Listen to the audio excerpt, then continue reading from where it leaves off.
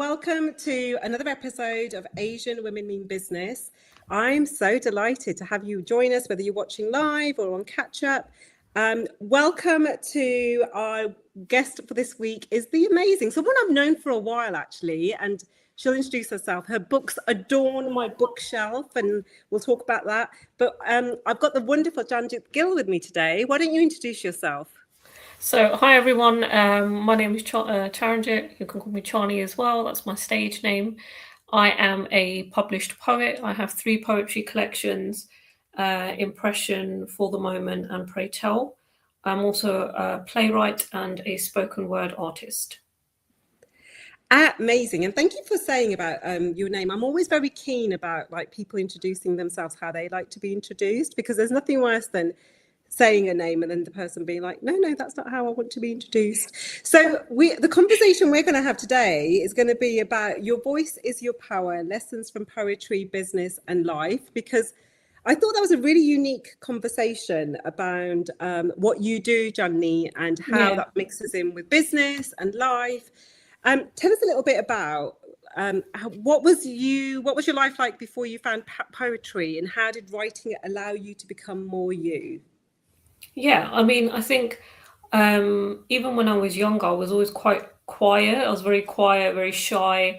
I didn't really talk much, kept myself to myself, really.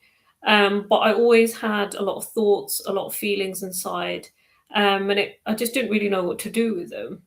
And I think, like many women, probably South Asian women as well, when we're younger, we learn to be responsible, get on with things, you look after the people around you, but you do keep certain things to yourself. And writing gave me somewhere to put all of that. As I got older, I found I started writing quite young.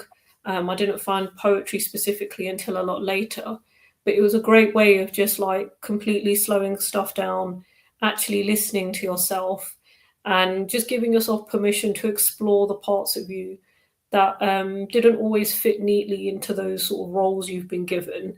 And it just gives you an opportunity to become properly into yourself. It's not that I'm a different person. I feel like my poetry is a more honest version of who I am, but it's a certainly much more bolder and braver version of me. And I think that's quite powerful, being able to actually give that a voice and do something with it. So I think there's so much there, isn't there? And so much that we can relate to as women, as brown women, as women of colour, around what do we have to say within us and how do we express that out to the other. But by starting, and I love the way you said that, like starting on the page and how that boldness comes through. What truth were you finally able to say on the page that you struggle to say out loud? Yeah, I think it's that thing of being able to say it or to write it down. I think biggest truth, to sort of put it simply, is just like the way I feel matters as well. Sometimes it's really difficult to say things out loud, especially we've been sort of socially conditioned to put everyone else's needs, consider everyone else's expectations, their feelings. And writing is such a safe space to process things, especially things that are, can be quite difficult to talk about. You can put the experiences on the page and you don't have to worry about, someone misunderstanding you or interrupting you or judging you for it. You can just be completely honest with yourself. So I've always found it very therapeutic. Writing about something is my way of like processing it, dealing with it. And there have been, we've all have challenges and stuff that we go through in life. And I think, I've been made redundant 3 times. So navigating a lot of the uncertainty, the emotions that came with it.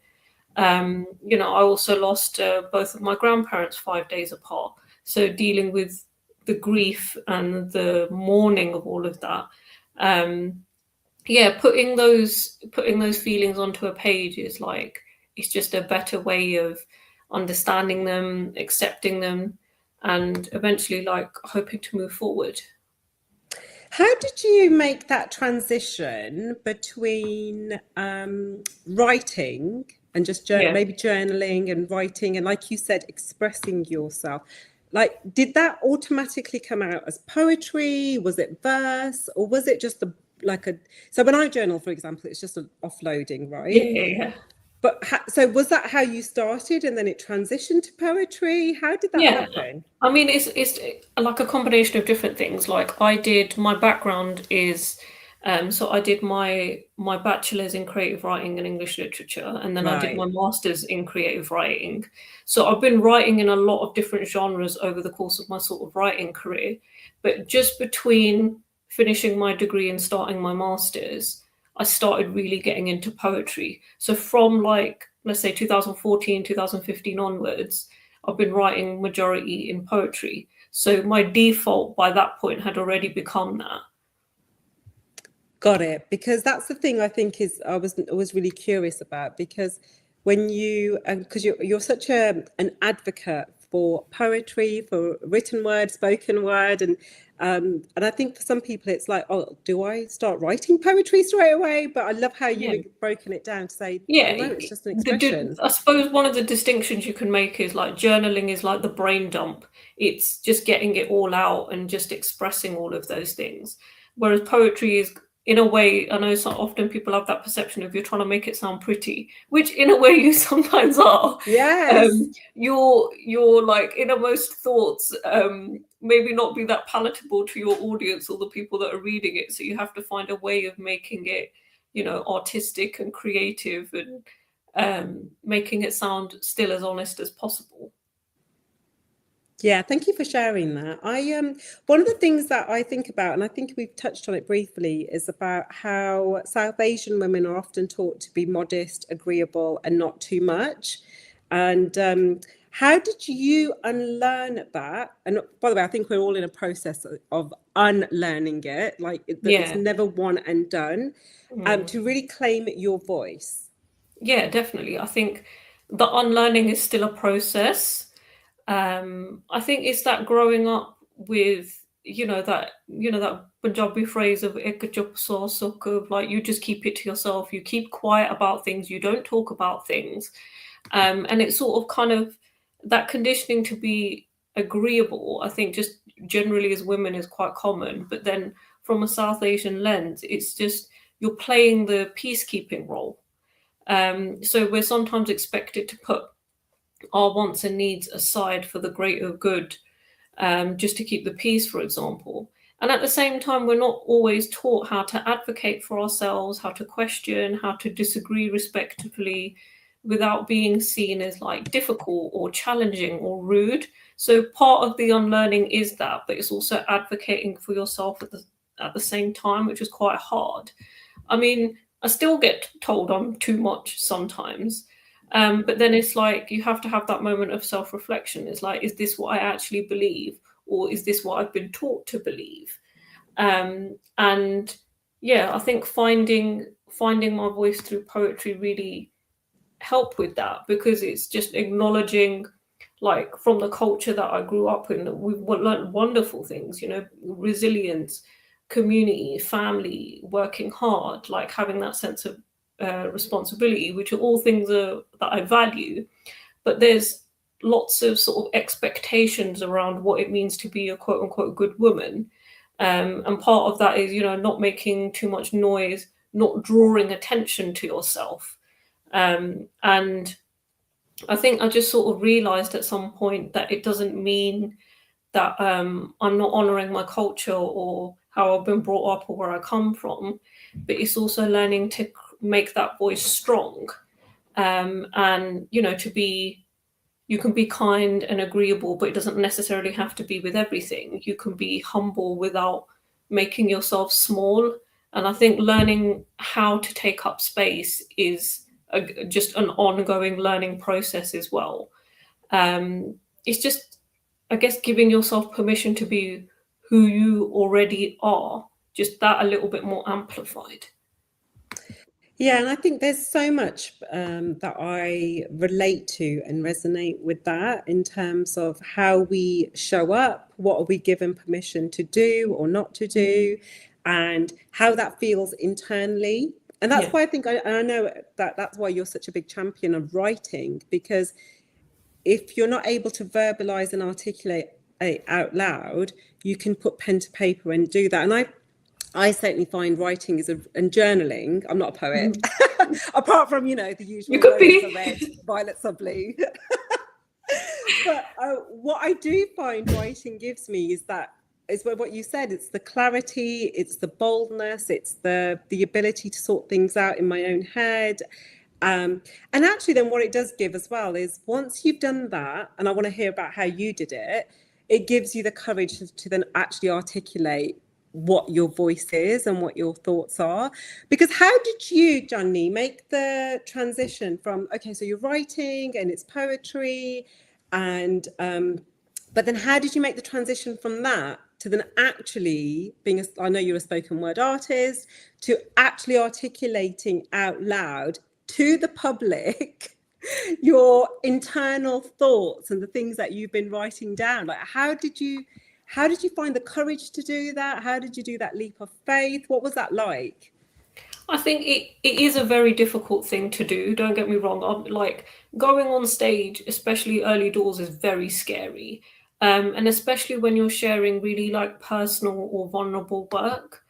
But it's also about like is being visible and being unapologetically who you are and not diluting that version.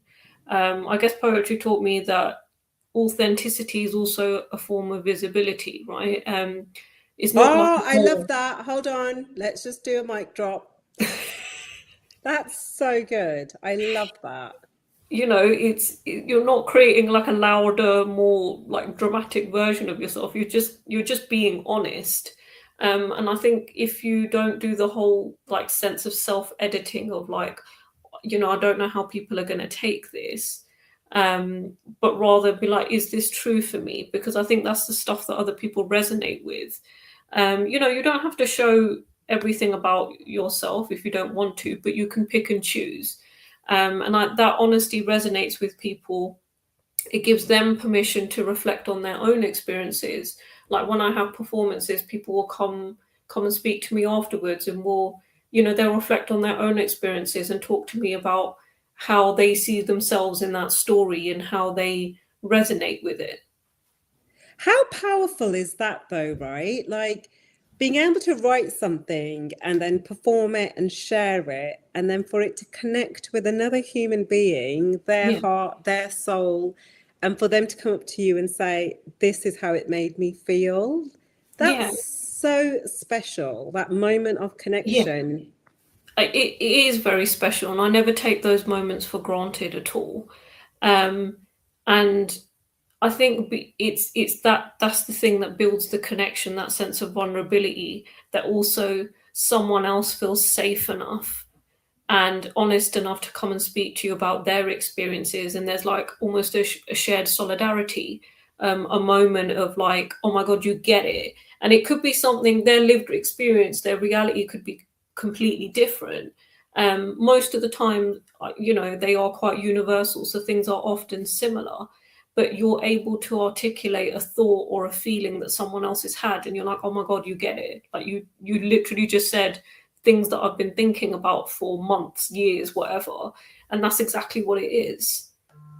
I was just reflecting on what a blessing and a gift that is. Like your ability to make sense of what's going on with you, being able to articulate that into words that then resonate with someone else who perhaps doesn't have, like, I don't have that creative ability, and I'm a big fan of your work, because when I read it, I'm like, that's exactly how I feel, but I've not had the ability to like dig deep and find the words, and that's what I mean when I say what a gift and a blessing to be able to do that. Yeah, I mean, the pressure is the privilege. It means I do have to do a lot of work on my own to try and make that healing process safe as well. So it's safe for the audience too. Say a little bit more about that. What does that look like? Like, it sounds like you're very thoughtful and considered in that, but how do you Yeah. do that? So it's what I call writing from the wound, not the scar. Right. So it's, you know, if you've been through something, if writing is a way of processing, okay, you've dealt with it, but are you also comfortable enough to go and talk to people about it? Because they're also going to want to share their experiences. Can you hold a safe enough space for them? Are you comfortable being asked questions about it?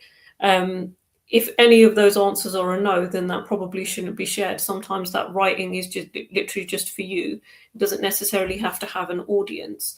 When you're writing from, if you go back to, you're reliving something again, and then you could be re-triggered if you haven't dealt with it appropriately, and then you're getting yourself upset or you're feeling in a particular way. If you then share that with the audience, they might also then feel the same way, and you don't really want to spread that kind of energy, because you're there to share your experience and you don't want the audience to be like re-triggered or having a moment themselves. You're trying to create a safe enough space for everyone that we can all listen. Janny, that's such a great, thoughtful, considered reply, and something it struck is something in me, in that how, as entrepreneurs or professionals or content creators, those of us who either write blogs or do podcasts, or even if we're just writing a caption or sharing our life, I think there's something really powerful in that as well, because it's all very well being authentic, and that's such a buzzword, isn't it? Be authentic, be authentic, like share. But it's about the thoughtfulness and consideration of, if I'm going to share something that's quite personal to me, do I have the energy and the capacity to then hold space for the other if they approach me with this? And I think that's so powerful. And I was, as you were talking, I was just reflecting on, actually that I've done that, and I didn't realize that I was doing that, in that when I'm going through something, I never talk about it publicly, never. Neither do I. Yeah. But then I can always, and sometimes it's years later. So I was just thinking about, like, when I talked about having postnatal depression, my son's going to be 9 this year. I think I first spoke about it when he was 4 or 5. Like, it was quite a long time, years after. And now I can, I talk about it. I can hold space for the other. Same thing. I went through secondary infertility when we were trying to have him. I could never have spoken about that in the moment. And there's other things, because life throws us stuff, right? Absolutely. But I love what you've done there in terms of I think that's just gold. Like, just have discernment about, what am I sharing? Why am I sharing it? If this is going to trigger someone else or me, do I have the capacity to hold that space? And if I don't, well, then it's just for you. So still do the journaling, still do the writing, maybe talk about it within your safe circles and your spaces, but think twice before sharing it publicly. I think it just, writing from the scar, not the wound, is a universal principle. It could be applicable to everything, but it's also having the lived experience of, I'm the same. It takes me a while to talk about something like that. And I've had experiences where I have shared too early, you could say, and I've regretted it. And then you're like, that's not fair on me, and it's not fair on the audience. So I'm not going to do that again. How honest of you to have that, though. And also, who hasn't? Like, and we're all human, it happens. And also, sometimes we genuinely feel like, oh, I've done the healing, I've done the work, I'm over it. And until we've taken that leap to share and then got a response, then we're like, oh no, actually, I'm not over it. I haven't done the healing. And that's okay. We're human. But I feel like what we're talking about here is about, how can we, as entrepreneurs and business owners and professionals, how can we tell our personal stories that create that connection without feeling exposed or performative? So one of the things that you've said there is, like, speak from the wound and speak from the scar and not the wound. But what else would you say in terms of, how can we share things that create connection, but that don't feel, oh, this is too much? I think, like, most people don't share because they're of that fear of being judged, and it is quite scary. And we have a very sort of human need to want to be accepted.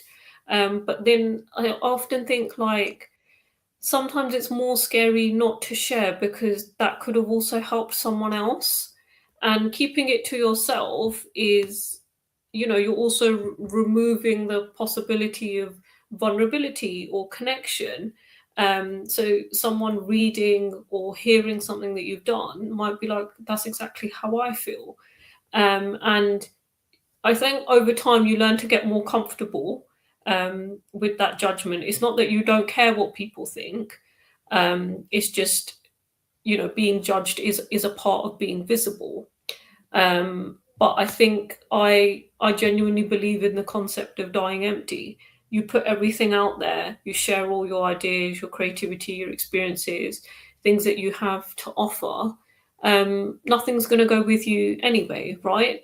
And I think sharing too much makes you afraid of what people will think. But I think it's either you ask for permission to be able to do all of those things, or you ask for forgiveness. And I think you run the risk of living a life of regretting that you never voiced those opinions or shared those experiences. So I think that's the bigger objective. Yeah, and there's something so powerful in that sentiment about, to die empty, to like pour your either your creativity or whatever your talents are, go and explore it, go and do that thing. And when we're 90 years old and sitting in our rocking chairs, like, you want to be able to look back and be like, I did it all. Yeah, And even like how you and I have just said now, like, oh, maybe I shared a bit too soon, or maybe I didn't. But that's okay, because it was only through the process of sharing and talking about it that you realize that. Was there a defining moment when you've used your voice that it created an opportunity that you could never have planned for? Was there something that came your way, and it came because you've been vocal, you've been visible, and you've shared your voice? One moment I suppose that definitely took me by surprise was a few years ago. I'd entered a competition where the theme was about power, and Okay. I wrote a poem called Triggered. And, it was in my notebook the way all of my other poems are. You have no idea where it ends up. And I ended up winning that competition, and that poem was displayed on billboards like throughout the UK. And I guess the lesson that I learned from it is you never know where your work is going to end up, who's in the room, like the level of possibility of the things that can happen. And it was just a reminder to just put it out there. You can't really predict the impact that it's going to have, or the opportunities that come off the back of it. And sometimes we can be quite critical, quite harsh on ourselves, and we dismiss our own work before we even let it become what it could do. And yeah, you never know who will connect with it or what it might open up. Wonderful. I mean, I remember that. I remember when those billboards went up with your work, and I can only imagine how surreal that must have felt. Yeah, definitely. And when I did go and see the billboard, and you see little old me standing underneath it in this big, massive billboard, amongst all the adverts and everything else on a roll, it was a very surreal moment. It was a very sort of pinch me, I can't believe this is real, because it's not something that you would ever dream of doing or thinking of where your work could really end up. And that's the key, isn't it? And I hope that's what people take away from like this conversation as well. Like, go, if this is something that's speaking to you, go and do it. Go and put your work out there. You just don't know what opportunities and where it might lead to. When I just think about the stuff that's come my way, is because I've, I'm writing things on LinkedIn, or I've put a blog post out there, or I've just, gone live on Instagram and said, this is what I'm thinking, this is what I'm exploring. And you don't know. And sometimes things don't work, and sometimes nothing comes of it. But then you're no better off than where you were before anyway. Absolutely, yeah. And sometimes, in Janley's case, like, her work got featured on a billboard. I've done some wild stuff because I've put some stuff out there. And I just think that's the magic. The magic of it Yeah. is putting it out there, seeing Yeah. what lands, what doesn't land. And also, I don't know how you feel about this, Johnny. I always just think, don't hold on to it too tightly. Like sometimes we get too precious about things, and yes, it's like, you know, sometimes we're rightly protective over it, and sometimes it's not. It doesn't need to be, and you're not going to know until you share it. So you never strike me as being someone who's tightly like protective or like hoarding, or you seem very open with your talents, your energy and your work. I know that you've recently been, for example, I know recently you've been hosting events, you've been facilitating, you've been doing creative workshops. Tell us a little bit about what you have been doing with all of these incredible talents that you've been blessed with. I mean, yeah, definitely. It's a different way of keeping busy. So yeah, I ran 2 creative writing workshops, one online and one in person. Really, really great feedback. It was just off the back of South Asian Heritage Month.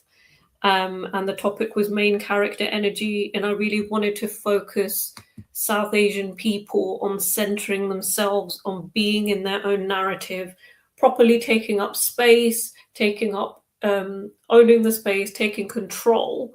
And it was a really, really deep conversation, and we had loads of fun.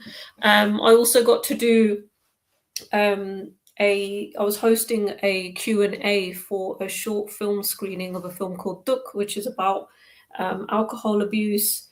And it was first time like doing something like that, which was really good fun.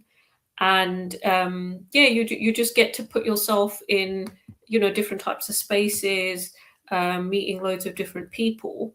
But yeah, I mean, alongside all of that as well, I think I've been helping other writers put together a book. So if you're thinking, I've got a book in me, I really want to get it out there, but I don't know what to do, I do work one-to-one with people, developing that idea and bringing it to life.